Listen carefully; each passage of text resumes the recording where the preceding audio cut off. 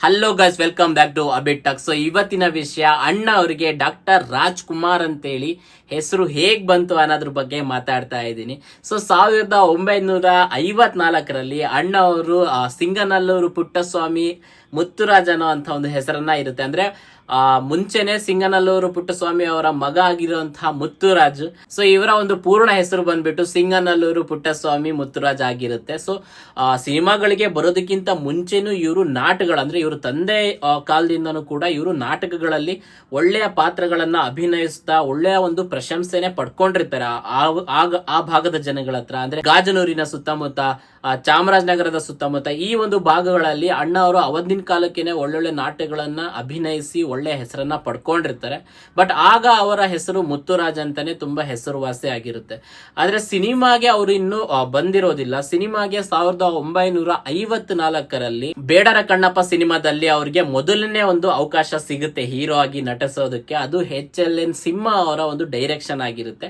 So ಇವರು director ಏನಿರ್ತಾರೆ ಸಿಂಹ ಅವರು ಮುತ್ತುರಾಜನು ಅಂತ ಒಂದು ಹೆಸರನ್ನ ತೆಗೆದು ರಾಜ್ಕುಮಾರ್ ಅಂತೇಳಿ ಒಂದು ನಾಮಕರಣನ ಮಾಡ್ತಾರೆ ಅವತ್ತಿನ ದಿವಸಕ್ಕೆ. ಸೊ ಅಣ್ಣವರ ಇದೊಂದು ಆಡಿಯೋ ಕೇಳಿ ನಿಮಗೆ ಅರ್ಥ ಆಗುತ್ತೆ. ಬೇಡ್ರ ಕಣ್ಣಪ್ಪ ಪಿಕ್ಚರ್ ಹೋದ್ವಲ್ಲ, ಆ ಸಂದರ್ಭದಲ್ಲೇ ಬದಲಾವಣೆ ಆಗಿತ್ತು. ಕೆಲವು ದಿವಸ ಶೂಟಿಂಗ್ ಕೂಡ ಒಂದು ತಿಂಗಳಾಗಿತ್ತು ಶೂಟ್ ಮಾಡಿ ನಮ್ದೆಲ್ಲ. ಇದ್ದಕ್ಕಿದ್ದ ಹಾಗೆ ಒಂದ್ ದಿವಸ ಪೇಪರ್ ನಲ್ಲಿ ರಾಜ್ಕುಮಾರ್ನ ಹೆಸರು ನೋಡಿದೆ. ರಾಜ್ಕುಮಾರ್ನ ಹೆಸರು ನೋಡಿದ ತಕ್ಷಣ ಗಾಬರಿ ಆಯ್ತು ನನಗೆ. ಅರೆ, ನನ್ನ ಹೆಸರು ಮುತ್ತುರಾಜು, ನನಗೆ ಬೇಡ್ರ ಕಣ್ಣಪ್ಪ ಪಾತ್ರ ಕೊಟ್ಟಿದ್ದಾರೆ. ಒಳೊಳಗೆ ಯಾವನೋ ರಾಜ್ಕುಮಾರ್ ಅಂತ ಒಬ್ಬನ ಯಾವನ ಸೇರಿಸ್ಕೊಂಡ್ಬಿಟ್ಟಿದ್ದಾರೆ ಅಂತ ಕಾಣುತ್ತಲ್ಲ, ಎಲ್ಲೋ ನನ್ನ ಪಾತ್ರಾಭಿನಯ ಚೆನ್ನಾಗಿಲ್ಲ ಅಂತ ಕಾಣುತ್ತೆ, ಕೊಟ್ರು ಕೈ ಏನಪ್ಪ ಮಾಡೋದಿಲ್ಲ ಅಂತ ಹೇಳಿ ಈ ತರ ಗಾಬರಿ ಆಗೋಯ್ತು ನನಗೆ. ಆವಾಗ ಹೋಗಿ ಸಿಂಹ ಅವ್ರನ್ನ ಕೇಳಿದೆ, ಏನ್ ಸ್ವಾಮಿ ಇದ್ಯಾರು ರಾಜ್ಕುಮಾರ್ ಅಂತ ಹೇಳಿ, ಯಾತಕ್ಕೆ ಈ ತರ ಮಾಡಿದ್ರೆ ನನಗೆ ಅರ್ಥ ಆಗ್ಲಿಲ್ಲ ಅಂತ. ಇಲ್ಲಯ್ಯ, ಏನೋ ದೇವ್ರ ಪ್ರೇರಣೆ ಆಯ್ತು, ಈ ಮುತ್ತರಾಜು ಅನ್ನೋದನ್ನ ತೆಗೆದು ರಾಜ್ಕುಮಾರ್ ಅಂತ ನಿನಗೇ ಇಟ್ಟಿದ್ದೀನಪ್ಪ, ನಾವೇ ಸೇರ್ಕೊಂಡು ಅದನ್ನ ಸೆಲೆಕ್ಟ್ ಮಾಡಿದ್ದು ಅಂತ ಹೇಳಿ ಸಿಂಹ ಅವ್ರು ಹೇಳಿದ್ರು. ಹಾಗಂದ ತಕ್ಷಣ ನನಗೊಂದು ಸ್ವಲ್ಪ ನಾಚಿಕೆನೂ ಆಯ್ತು ಅದ್ರ ಬಗ್ಗೆ. ಯಾಕಂದ್ರೆ ಒಂದು ಕಥಾನಾಯಕನಾಗಿ ಮಾಡ್ತಾ ಇರೋ ಮೊದಲನೇ ಚಿತ್ರ, ನಾಳೆ ಒಳ್ಳೆ ಹೆಸರು ಬಂದ್ರೇನೋ ರಾಜ್ಕುಮಾರ್ ಅಂತ ಹೆಸರಿಟ್ಟದಕ್ಕೂ ಸಾರ್ಥಿ, ಬರದೇ ಹೋದ್ರೆ ಓಹ್ ಈ ಸೌಭಾಗ್ಯಕ್ಕೆ ಇವನು ರಾಜ್ಕುಮಾರ್ ಅಂತ ಇಟ್ಕೊಳಕ್ ಹೋದವನು ಅಂತ ಜನಗಳಿಗೆ ಏನಾದ್ರೂ ಒಂದು ವ್ಯತ್ಯಾಸವಾದ ಅಭಿಪ್ರಾಯ ಬರಬಹುದು. ಸೊ ಅಣ್ಣವರು ಈ ಆಡಿಯೋದಲ್ಲಿ ಹೇಳೋ ಹಾಗೆ ಅವರ ಹೆಸರು ಮುತ್ತುರಾಜ್ ಇಂದ ರಾಜ್ಕುಮಾರ್ ಆಗಿರುತ್ತೆ. ಸೊ ರಾಜ್ಕುಮಾರ್ ಅನ್ನೋಂತ ಒಂದು ಹೆಸರು ಅವ್ರಿಗೆ ಒಂದೇನೋ ಒಂದು ಹೆಸಿಟೇಷನ್ ಶುರು ಮಾಡಿರುತ್ತೆ. ಇದು ಸರಿನಾ ತಪ್ಪ, ಇಲ್ಲ ಬೇಡವಾ ಅನ್ನೋಂಥ ಒಂದು ಕನ್ಫ್ಯೂಷನ್ ಕೂಡ ಅಣ್ಣವರಿಗೆ ಶುರುವಾಗಿರುತ್ತೆ. ಸೊ ಈ ರೀತಿ ಹೆಸರುಗಳನ್ನ ಬದಲಾಯಿಸ್ಕೊಳ್ಳೋದಕ್ಕೂ ಸುಮಾರಷ್ಟು ಕಾರಣಗಳಿರುತ್ತೆ. ಅಂದ್ರೆ ಜಾತಕಗಳಲ್ಲಿ ಕೆಲವರು ಇದನ್ನ ನಂಬ್ತಾರೆ. ಅಂದ್ರೆ ಹೆಸರನ್ನ ಬದಲಾಯಿಸ್ಕೊಂಡ್ರೆ ಅಲ್ಲಿ ನಮ್ಮ ಒಂದು ಸ್ಟಾರ್ ತಿರುಗುತ್ತೆ ಅನ್ನಂತ ಹೇಳಿ ಸುಮಾರಷ್ಟು ಜನ ನಂಬ್ತಾರೆ. ಅಂಡ್ ಸುಮಾರಷ್ಟು ಜನ ಅದನ್ನ ಪ್ರೂವ್ ಮಾಡ್ಕೊಂಡಿದ್ದಾರೆ ಕೂಡ. ಜಸ್ಟ್ ರಾಜ್ಕುಮಾರ್ ಅವರು ಅಂತಾನೆ ಅಲ್ಲ, ಕನ್ನಡ ಇಂಡಸ್ಟ್ರಿ ಅಂತಾನೆ ಅಲ್ಲ, ಬಾಲಿವುಡ್ ಇಂಡಸ್ಟ್ರಿಗಳಲ್ಲಿ ಕೂಡ ದಿಲೀಪ್ ಕುಮಾರ್ ಅನ್ನೋ ಅಂಥವ್ರಾಗ್ಲಿ ಅಥವಾ ತಮಿಳ್ನಾಡಲ್ಲಿ ಆಗ್ಲಿ, ಅಷ್ಟೆಲ್ಲ ಯಾಕೆ ನಮ್ಮ ಕನ್ನಡ ಇಂಡಸ್ಟ್ರಿಯಲ್ಲಿ ಯಶ್ ಅವರ ಹೆಸರನ್ನೇ ತಗೊಳ್ಳಿ, ಅವರ ಹೆಸರು ಬಂದ್ಬಿಟ್ಟು ನವೀನ್ ಗೌಡ ಅಲ್ವಾ. ಸೊ ಬಟ್ ಅವರು ಯಶ್ ಅಂತ ಹೇಳಿ ಅವರ ಹೆಸರು ಚೇಂಜ್ ಮಾಡ್ಕೊಂಡಾಗ್ಲಿಂದ ಅವರ ಸ್ಟಾರ್ ಬದಲಾಗಿದೆ ಅಂತಾನೆ ಅವ್ರು ನಂಬ್ತಾರೆ. ಸೊ ಈ ರೀತಿ ಸುಮಾರಷ್ಟು ಜನ ಅವರ ಒಂದು ಹೆಸರುಗಳನ್ನ ಬದಲಾಯಿಸ್ಕೊಳ್ತಾರೆ. ಈಗ ರಿಷಬ್ ಶೆಟ್ಟಿ ಅವರ ಹೆಸರಾದ್ರೆ ಆಗ್ಲಿ, ಅವರು ಕೂಡ ಬದಲಾಯಿಸ್ಕೊಂಡ ನಂತರನೇ ಅವ್ರಿಗೆ ಒಳ್ಳೇದಾಯ್ತು ಅಂತೇಳಿ ನಂಬ್ತಾರೆ.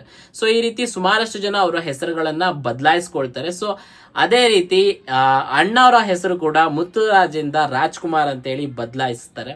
ಆದ್ರೆ ಯಾವ ಗಳಿಗೆಯಲ್ಲಿ ಅವರ ಹೆಸರು ರಾಜ್ಕುಮಾರ್ ಅಂತೇಳಿ ಹೆಸರಿಟ್ರೋ ಏನೋ ಗೊತ್ತಿಲ್ಲ. ಆ ಒಂದು ಹೆಸರಿನ ತಕ್ಕಂಗೆನೆ ಅಣ್ಣವರು ಬದುಕಿ ಬಾಳಿ 4 ಜನಕ್ಕೆ ಸ್ಫೂರ್ತಿ ಆಗೋ ತರ ಅವರು ಒಂದು ಜೀವನವನ್ನ ನಡೆಸ್ತಾರೆ. ಅದು ಸಿನಿಮಾ ರಂಗದಲ್ಲಾದ್ರಾಗ್ಲಿ ಅಥವಾ ನಿಜ ಜೀವನದಲ್ಲಾದ್ರಾಗ್ಲಿ, ಸಿನಿಮಾ ರಂಗದಲ್ಲಿ ಅವರು ಕಂಡಂತ ಒಂದು ಸಕ್ಸಸ್ ಇವತ್ತಿನ ಜನ ಯಾರು ಕಾಣೋದಕ್ಕೆ ಸಾಧ್ಯನೇ ಇಲ್ಲ. ಸತತ 50 ವರ್ಷಗಳ ಕಾಲ ಒಂದು ಟಾಪ್ ಸ್ಟಾರ್ಡಮ್ ಅನ್ನೇ ನೋಡಿದ್ದಾರೆ. ಅವ್ರು ಎಲ್ಲಿ ಸೇರಿದ್ರು ಜನ ಅವ್ರನ್ನ ಅದು ನೀವು ನೋಡಿರ್ತೀರ, ಎಷ್ಟೊಂದು ಹಳೆ ಗ್ಲಿಮ್ಸ್ಗಳಲ್ಲಿ, ಹಳೆ ವಿಡಿಯೋಗಳಲ್ಲಿ, ಹಳೆ ಫೋಟೋಗಳಲ್ಲಿ, ಪೇಪರಲ್ಲಿ ಬಂದಿರುವಂತಹ ಫೋಟೋಗಳಲ್ಲಿ ಗೋಕಾಕ್ ಚಳುವಳಿ ನಡೆದಿರುವಂತಹ ಒಂದು ಸಮಯದಲ್ಲಿ ಅಣ್ಣವರಿಗೆ ಎಷ್ಟೊಂದು ಜನ ಸೇರ್ತಿದ್ರು, ಎಷ್ಟೊಂದು ಪ್ರೀತಿಯನ್ನ ಗಳಿಸ್ಕೊಂಡಿದ್ರು ಅಣ್ಣವರು ಅವತ್ತಿನ ಕಾಲದಲ್ಲಿ ಅಂತೇಳಿ. ಆದ್ರೆ ಇದೆಲ್ಲದರ ಹಿಂದೆ ಆ ರಾಜ್ಕುಮಾರ್ ಅನ್ನುವಂಥ ಒಂದು ಹೆಸರಿನ ಶಕ್ತಿ ಇದೆಯೋ ಇಲ್ವೋ ಅದು ಕೂಡ ದೇವರಿಗೇನೆ ಗೊತ್ತು. ಸೊ ಅಣ್ಣವರು ಕೂಡ ಆ ರಾಜ್ಕುಮಾರ್ ಅನ್ನೋಂಥ ಒಂದು ಹೆಸರಿನ ತಕ್ಕಂತ ಒಂದು ಜೀವನವನ್ನೇ ನಡೆಸಿ ಹೋದ್ರು.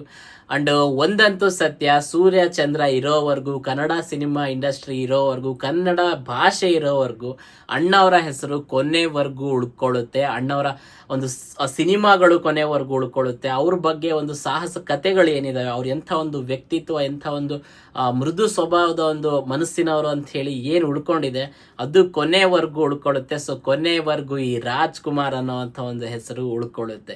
ಸೊ ಇದ್ರ ಬಗ್ಗೆ ನಿಮ್ಮ ಅಭಿಪ್ರಾಯ ಏನು, ನೀವೇನ್ ಹೇಳ್ತೀರಾ ಅನ್ನೋದನ್ನ ಕಮೆಂಟ್ ಮೂಲಕ ತಿಳಿಸಿ. ಮತ್ತು ರಾಜ್ಕುಮಾರ್ ಅಭಿಮಾನಿಗಳಿಗೆ ಈ ವಿಡಿಯೋವನ್ನ ತಪ್ಪದೆ ಶೇರ್ ಮಾಡಿ. ಮತ್ತು ಇಂತಹ ಇನ್ನಷ್ಟು ಕಂಟೆಂಟ್ಗಳಿಗೋಸ್ಕರ ನನ್ನ ಚಾನಲ್ ಅನ್ನ ಸಬ್ಸ್ಕ್ರೈಬ್ ಮಾಡಿಕೊಂಡು ಸಪೋರ್ಟ್ ಮಾಡೋದನ್ನ ಮಾತ್ರ ಮರಿಬೇಡಿ ಅಂತ ಹೇಳ್ತಾ ಥ್ಯಾಂಕ್ ಯು.